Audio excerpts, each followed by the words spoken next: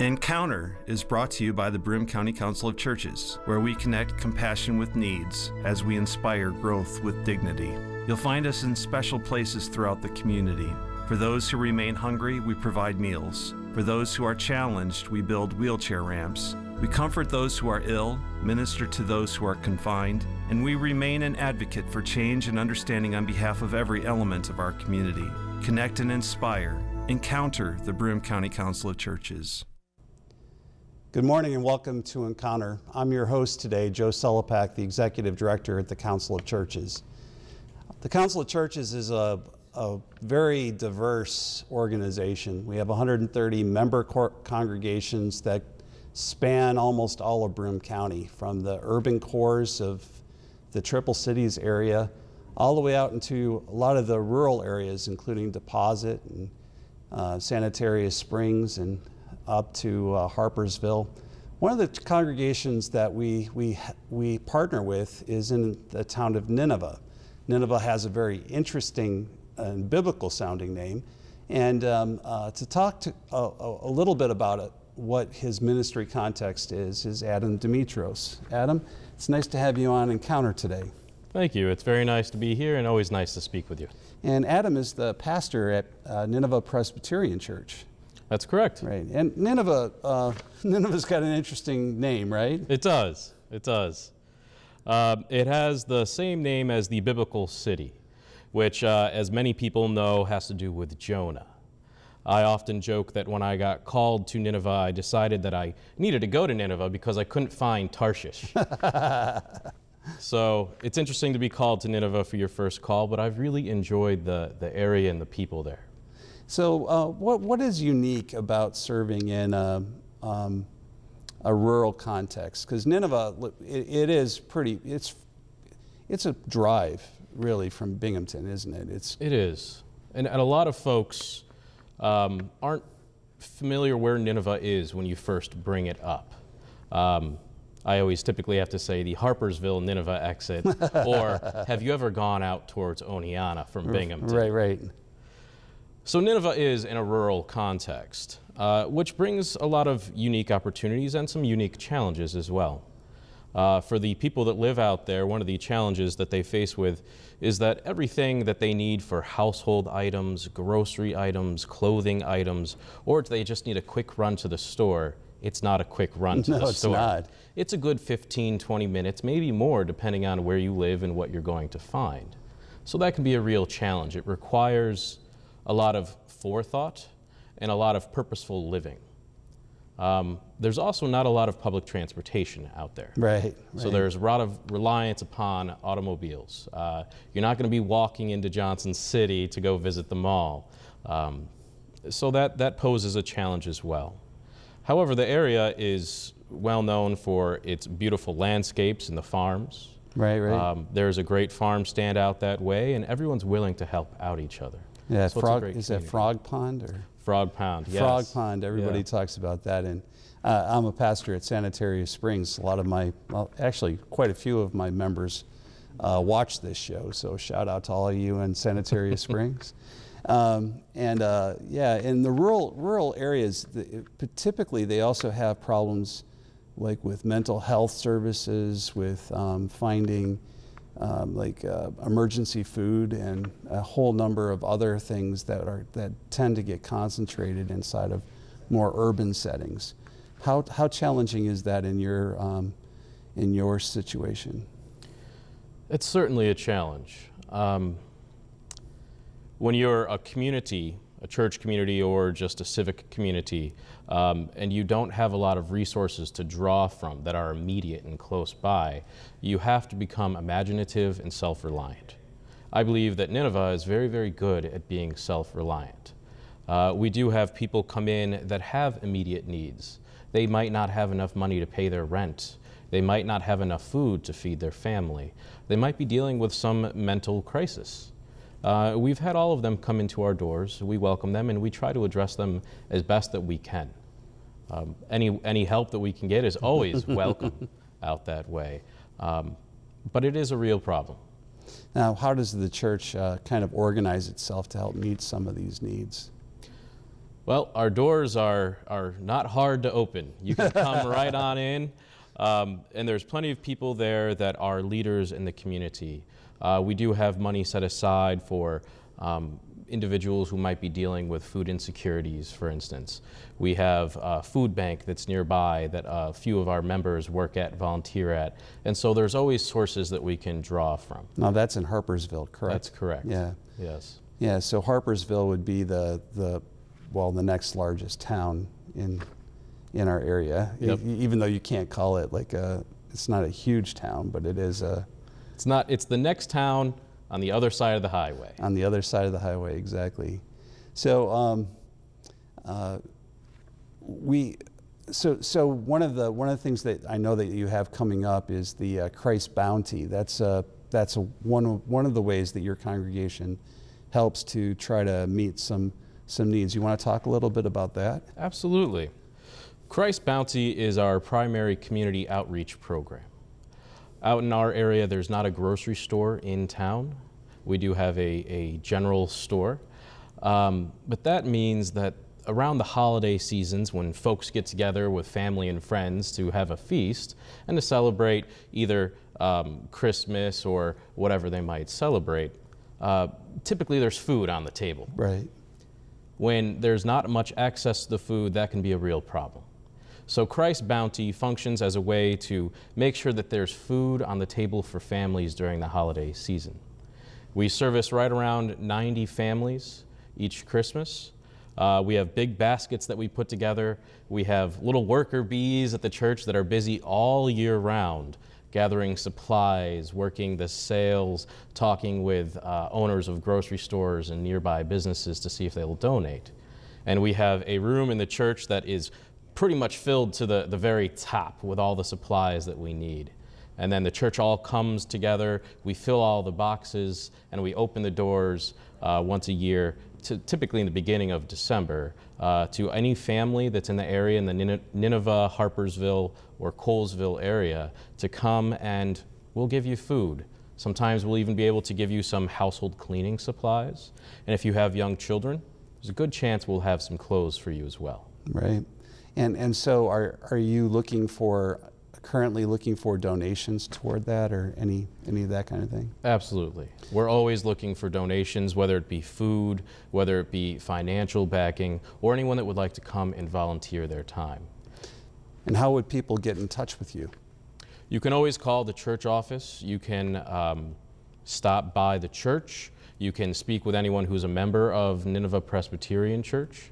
We are located on Route 7 out in Nineveh. It's the only church in Nineveh, and Route 7 is the main road, so we're not hard to find. Anyone that's a member of the church is willing to speak with you about this and see if you want to help out in any way. You're more than welcome to. What would be the phone number for the church if they wanted to contact you that way? Probably the best number, if you wanted to reach me, would just be reaching me directly. So 607-341-2054. And if they wanted to email you, how would they do that? revdemetros@gmail.com. And that'll get through to you? Yes. All right, very good. So this is something that's coming up on December 7th, Christ Bounty, and that'll go from 10 o'clock until noon? Yes, December 7th at the church from 10 o'clock until noon. Supplies are limited, so it'll be for the first 90 families that are able to arrive. And we're typically pretty busy from a little before 9 o'clock or a little before 10 o'clock until noon, and sometimes a little bit after as well. So that's the best time to show up is on December 7th. And there's no need to pre-register. You can just show up, bring your ID with a proof of address showing that you live in Harpersville, Colesville, or Nineveh, and we'll be happy to supply some food for you and possibly some other supplies as well. So one of the things that I find challenging, I'll just, in our ministry context, because I am a pastor of a rural church too, so I kind of look at it through that lens. One of the things that we find, especially in my church, and I don't know about it in your congregation, how it kind of exemplifies, but we have a big mental health issue in rural communities. And there isn't an awful lot of access to like a health clinic or other types of things like that. And I just did this last weekend. I had a funeral for a woman who had killed herself, and she lives in the Harpersville area. And there is this lack of services that kind of is very apparent when you start looking at it through the lens of people who live there.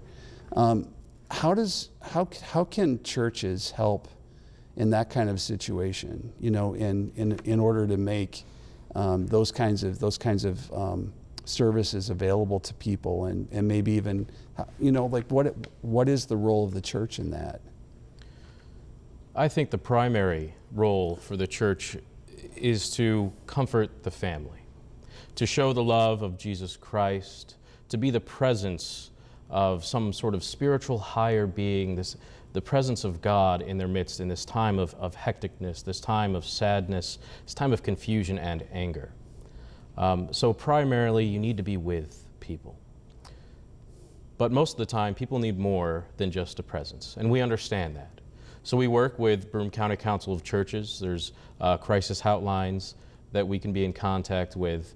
And oftentimes there's plenty of people in the congregation itself that are saying, I'm willing to help out. I'm willing to give the time and go visit them weekly or bi-weekly as much as I possibly can. We're also more than willing to drive anyone into town if they need to. Like I said, transportation is not the easiest thing out there. So if you need a ride into town, if you need a ride to a doctor's appointment, there's plenty of people there that have cars and they're willing to pick you up and take you places. But putting them in contact with the right professionals is a big goal of ours as well. Yeah, transportation being a huge issue.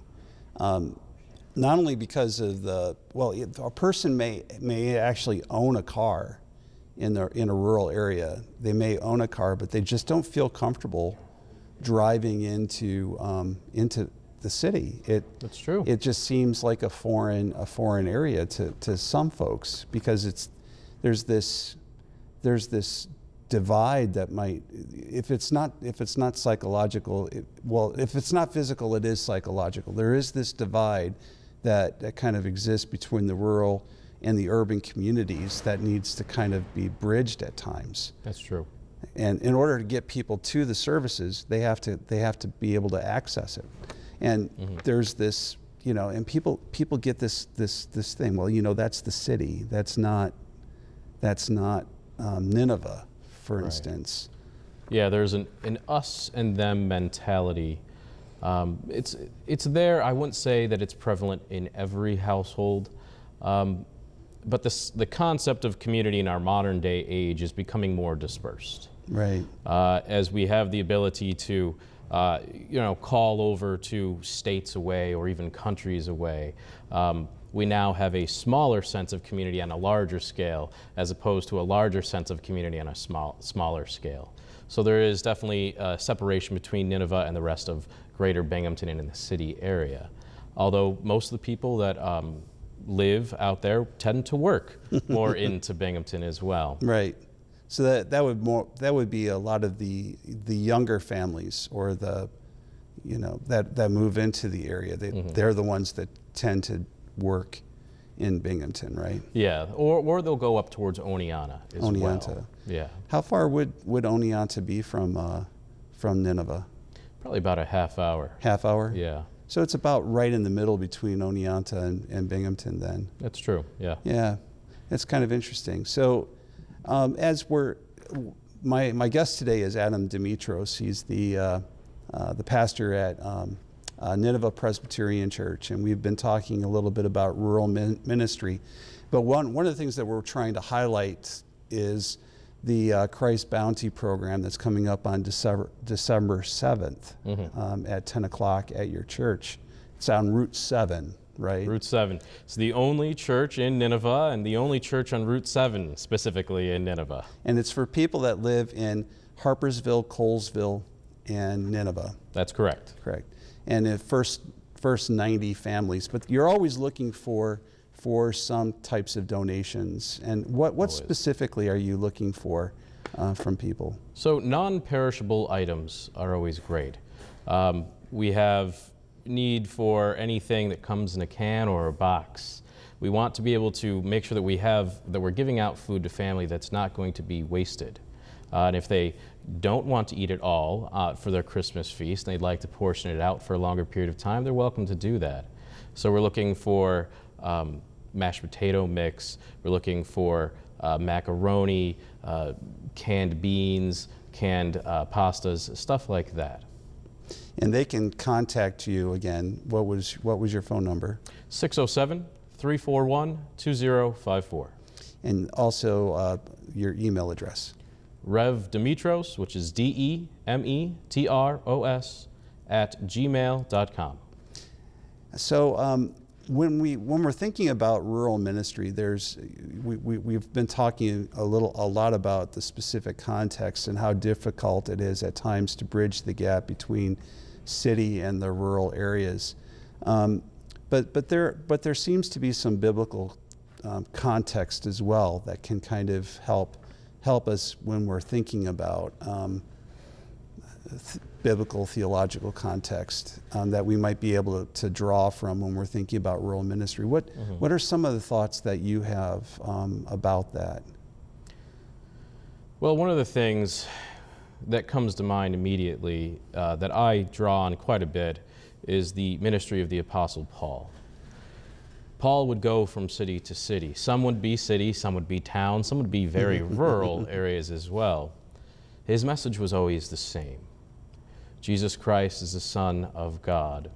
Through Jesus Christ, through faith in Jesus Christ and grace, we're saved. That's a message that I think plays very well in any context, whether it be city, suburban, or rural. So when you have a context like that, you're welcoming people in and they just need to hear a context, the theology spoken into a context that makes sense to their everyday lives. So that's what we try to do. Paul lived with people, he worked with people, he helped get their church up and running, he helped establish leaders in the area. And that's something that I believe every church, especially rural churches, can learn from. One of the places where I see a lot of the context for me would be like the Psalms. When you're reading through the Psalms, there's a very rural quality at times to the Psalms themselves. And so you're reading through, they're talking about the grandeur of creation. This last Sunday, which was really kind of interesting, the reading was from Joel. I don't know, did you read that in yours? No, we didn't focus on Joel this past week. We read all of the pericopes, and the reading from Joel was talking about abundant fall rains, and it was raining outside. So we were like going, yeah, of course this is true, and so you're dealing with these very rural kinds of qualities to the readings themselves, and then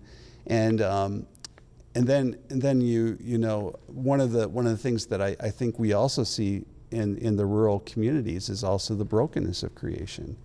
So Agreed. Going to Romans 8, where Paul talks about creation itself groans for the coming of Christ, and we see the brokenness, and yet the hope of the world being kind of juxtaposed to each other. And so we understand that in our rural context extremely poignantly, because Of course. a lot of I don't know about your church, but some of the people that came out of that are members of my church came out of a farming community, and they understand drought, and they understand that a bumper crop one year is not guarantee of a bumper crop the next, and so they're always living in this dynamic relationship with the earth, and even Paul picks up on that. So, what are some, like, how can we help people living in that context itself understand their own connection to the earth and how they can help minister to people in that kind of a context. Sure. Yeah, I'm with you on that. And Nineveh certainly shares in that context of family history being tied to the history of the land. We know very much what a drought can do to a community. We also know what a flood can do to a community. Yeah. The very first funeral that I had ever had at Nineveh was for an older gentleman who had been farmed out when he was younger. This is the first time I'd ever heard of that, which is essentially the family was so poor, but they had so many children that they would send their kids to go work on farms. And they would work there as a hired hand, even as young children, and part of their paycheck would go back to their family to help support them. So there's a real tied to the land sense there. One of the ways that I think that we can help people make this connection between land and ministry and need for our everyday lives is when we look at the parables. Right. So many of the parables are agriculturally based. Mm-hmm. When you talk about the parable of the sower to someone who lives in New York City versus someone who lives in Nineveh, New York, there's a different understanding. There really is. And if you notice, the name of that is the parable of the sower, yet we focus so much on the ground. The ground. It's actually about a gracious sower, a God who continues to spread seed no matter where, whether it be good ground, all right ground, soil that's overrun with thorns, or the best ground ever. God just keeps sowing. I've often heard that one of the commentaries I read on that. I think it was Tom Long. He talked about it being the parable of the wasted seed. Right. Because you kind of like throw it wherever it's going to go, and it ends up on, a lot of it ends up on wasted soil. Mm-hmm. 3/4 of it is wasted soil, and then only 1/4 of the seed actually lands in fertile ground. And I think for people who have worked land and know the overhead on how much 75% of wasted grain costs you, that parable means something different to their everyday lives than someone who had perhaps never actually touched seeds in such a manner before. So it speaks to a different level of their lives. It means something more to them on a sort of visceral level, that it's, if the seed doesn't plant and grow, they're actually going to go hungry. So in that area, we can translate that pretty easily into the ministry of the church itself. Are we willing to throw out 100% of our resources, even if 75% of it fall on dead ground? Right. Yeah, we are. Because we have faith in God that 25% that lands on good soil will grow. It'll produce fruits that's in keeping with the repentance and baptism that Jesus Christ called them to. But mostly because we know it's not our resources to start with. Right. Everything that we have comes from God. So if we were to hold on to it with tightened fists, well, that wouldn't be very prudent. Yeah, it's funny because when I'm hearing you talk, I think of the one sheep and the 99. Mm-hmm. I actually had a farmer say to me, you never do that. Why would you ever leave? Why would you ever leave 99 sheep unattended and go off looking for the one sheep that gets lost? And it was funny because my family, when we lived in Australia, we owned sheep, and we ended up with this stray sheep inside of our pen. We found it, and it crawled under the gate, got into our pen, and we started looking for who the owner was, and we called on all of our neighborhood, and went door to door asking them if this was their sheep, and they're all looking at us going, just take the sheep. It's not a big deal. It's just a margin of our flock.